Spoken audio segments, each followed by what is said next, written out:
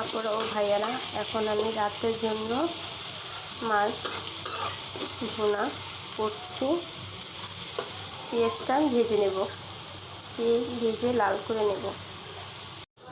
এখন আমি পেঁয়াজটা হালকা লাল করে চামচ ছেড়ে দিচ্ছি, চামচটা ভেজে নেব।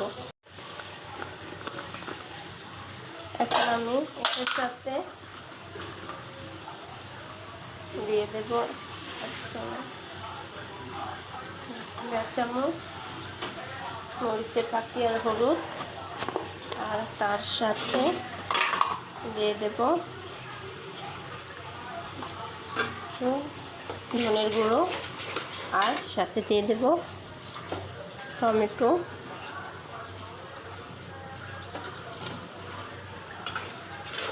এটা দিয়ে এখন আমি কষিয়ে নেব। এখন আমার তরকারিটা কষানো হয়ে গেছে, ভালো করে কষিয়ে নিয়েছি, তেল এসে পড়েছে। এখন আমি পানি দিয়ে তরকারি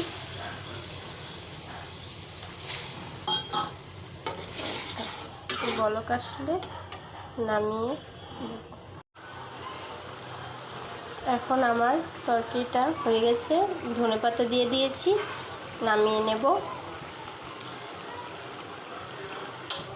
আসসালামু আলাইকুম আপুরা ও ভাইয়ারা, আপনারা সবাই কেমন আছেন?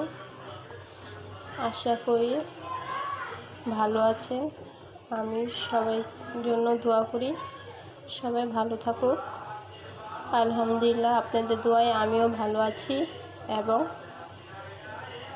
আপুরা ও ভাইয়ারা, তোমরা যেখান থেকে দেখছো, যদি ভালো লাগে তাহলে আমার কমেন্টে লাইক শেয়ার করে দেবে। খোদা হাফেজ, শুভরাত্রি।